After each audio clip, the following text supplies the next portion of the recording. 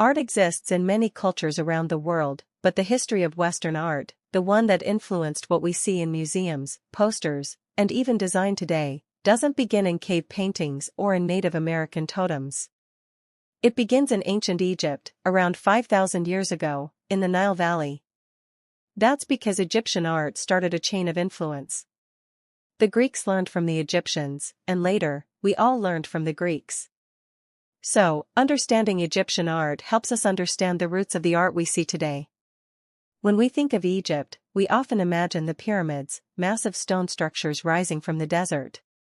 These aren't just impressive tombs, they tell us about the world the Egyptians lived in. A world where one ruler, the pharaoh, had the power and wealth to command thousands of workers to build gigantic monuments with very simple tools. But these weren't just monuments. To the Egyptians, the pyramids had a spiritual purpose. Pharaohs were seen as divine beings, and after death, they were believed to return to the gods. The pyramid was meant to help their soul rise to the sky and also to protect their body forever. Why was the body so important? Egyptians believed that for the soul to live forever, the body had to be preserved. That's why they mummified their dead, especially the pharaohs, using special embalming techniques. Inside the pyramid, the body was placed in a stone coffin, in a hidden burial chamber, surrounded by magical texts meant to guide the king into the afterlife. But they didn't stop there. Just in case the body was lost or destroyed, they also created a statue, a perfect image of the pharaoh. This sculpture was hidden in the tomb, not for people to see, but to act as a backup home for the soul. Egyptian sculptors were even called those who make live again, because their work was believed to keep the pharaoh's spirit alive. In ancient Egypt, the elaborate rituals and tombs were first meant only for the pharaoh. But over time, nobles and officials also began to build their own smaller tombs near the king's pyramid. Eventually, every respectable person was expected to prepare for the afterlife by commissioning a tomb, complete with a mummy, a statue, and a place for their soul to receive offerings of food and drink. Some of the earliest statues from the Pyramid Age, around 2700 BCE, during the 4th dynasty, are still admired today. They're powerful in their simplicity. These portraits don't try to flatter or show emotion. Instead, the sculptors focused only on the essential features, leaving out unnecessary details. That's exactly why they feel so timeless, serious, calm, and somehow eternal. This mix of geometry and careful observation defines much of Egyptian art. We see it clearly in the wall paintings and carvings that cover the tomb interiors. Interestingly, these artworks weren't created to be seen by the living. They were made for the soul of the deceased, to help them continue their journey after death. Long ago, it was common for kings or high officials to be buried with their servants, real people, sacrificed to follow them into the next world. But over time, this became too cruel or costly, so art took over their role.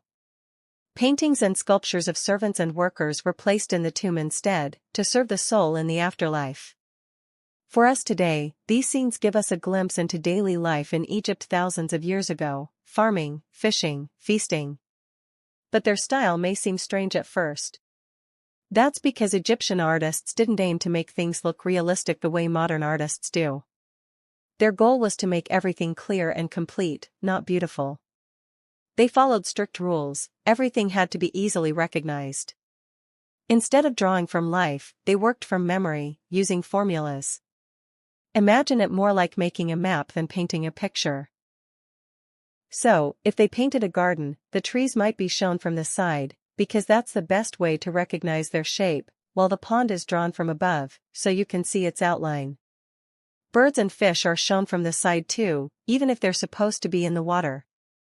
It may look odd to us, but for the Egyptians, it was the best way to preserve truth for eternity. When we look at Egyptian paintings, it's easy to see how the artists worked. The style is so structured and consistent that it reminds us a bit of how children draw, simple, clear, and focused on what matters most.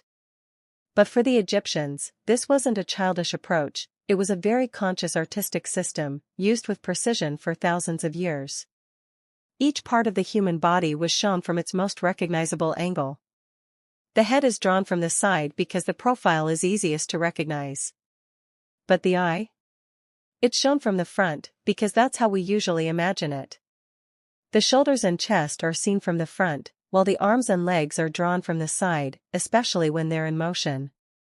This mix of views gives Egyptian figures a strange, twisted appearance, flat, and almost mechanical. For example, to make drawing easier, both legs were often shown from the inside view. So in many artworks, people look like they have two left feet. But Egyptian artists didn't think the body actually looked like this. They simply followed strict rules that helped them represent everything important in a clear, symbolic way. This wasn't just about clarity, it may also have had magical meaning. For example, how could a person in the afterlife accept offerings if their arm was hidden or missing? Egyptian art wasn't about capturing how something looked at one specific moment. Instead, it showed what the artist knew to be true about a person or a scene. Using a set of learned shapes and proportions, the artist didn't just draw what he saw, he drew what the figure meant. That's why important people were often shown larger than everyone else, including their servants or even their wives. Rank and meaning shaped the image. Once we understand these artistic rules, we can start to read Egyptian paintings like a visual language. One amazing example is found in the tomb of Khnumhotep, a high official who lived almost 4,000 years ago, during the Middle Kingdom. His tomb walls are covered with beautifully detailed scenes. Hieroglyphs tell us who he was: governor, royal friend, priest, and keeper of sacred secrets. One scene shows him hunting wild birds with a boomerang, joined by his wife, concubine, and son, who, despite being drawn small, was actually a high-ranking official. Below that, fishermen haul in nets full of fish, led by another official. Above the doorway, we see Khnumhotep again, this time hunting with a clever trap. The artist shows us exactly how it works: a cord pulls the net closed when the birds take the bait. In another scene, he's spearing fish with a double-pointed harpoon. The water is painted in a way that lets us see both the fish and the reeds, a technique that breaks realism but improves clarity. Even a man falling into the water is shown, a small, humorous detail. Hieroglyphic texts around the doorway explain which days offerings should be made and include prayers to the gods. Everything serves a purpose, nothing is random. At first, these artworks might feel stiff or unnatural. But once your eyes get used to them, they become just as natural to interpret as a black and white photo.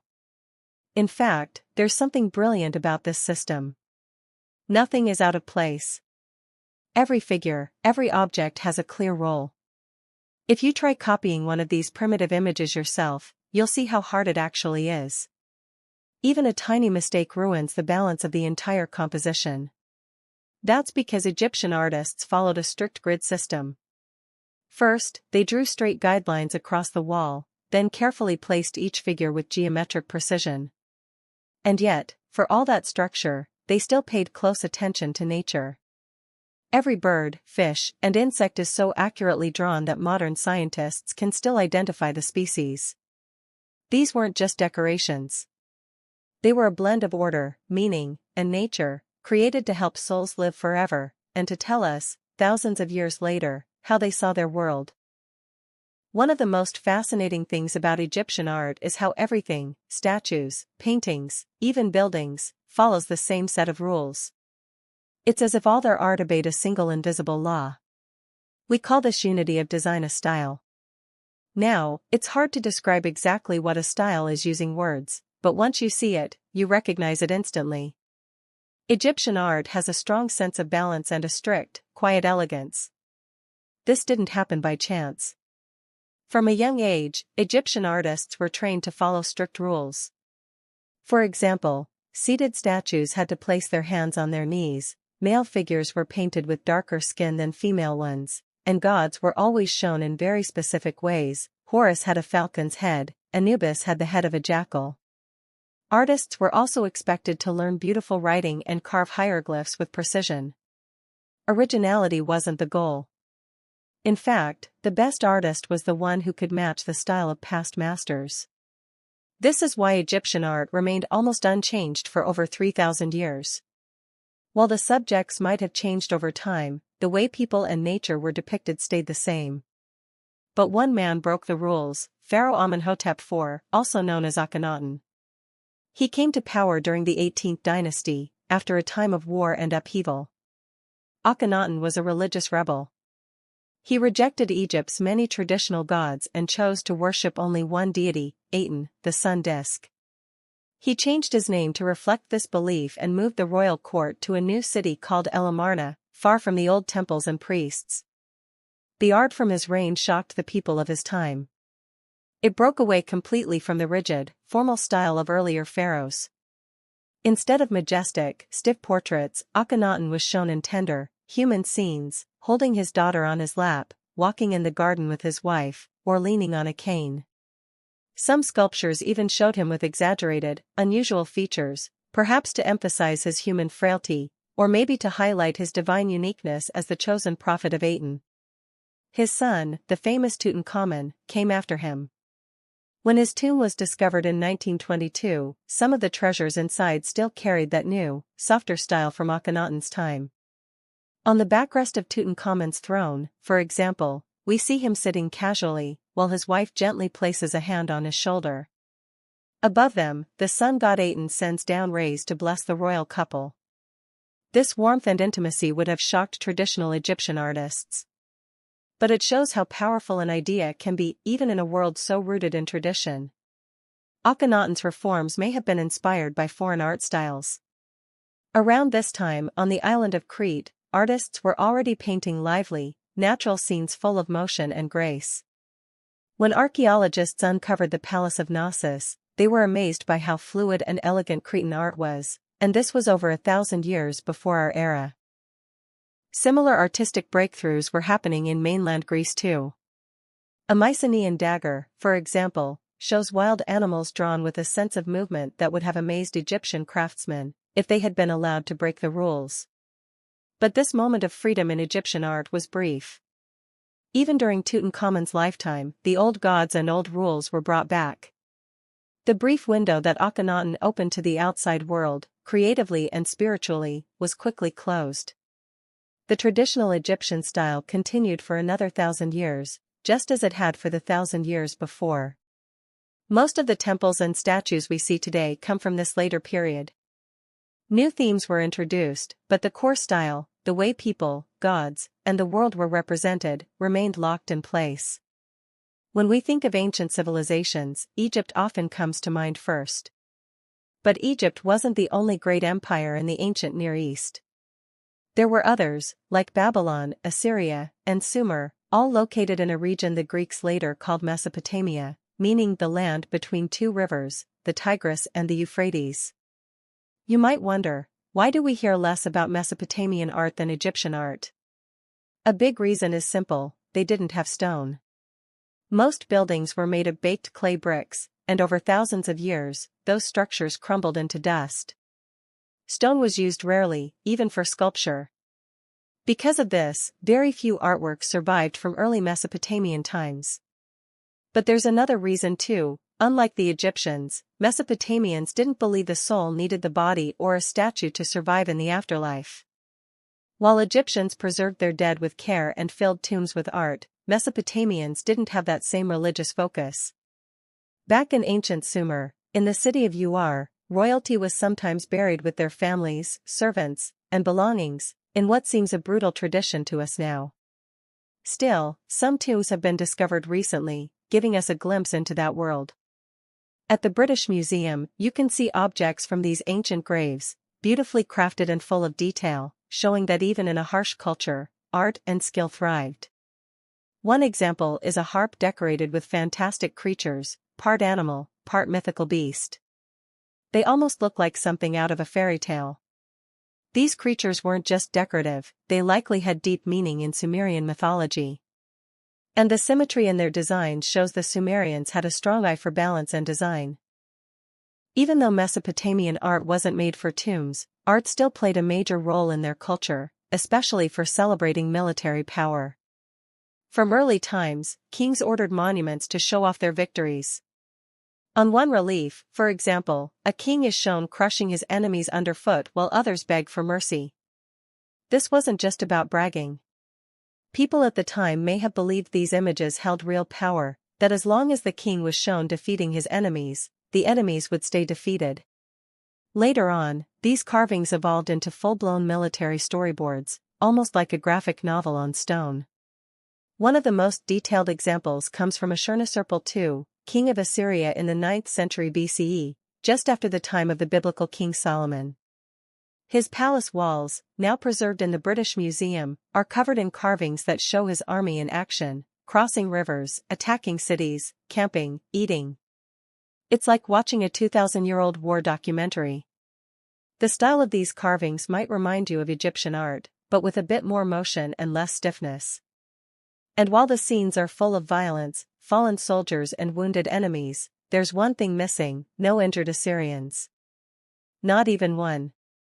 It's all victory, all glory. Maybe that was just royal propaganda.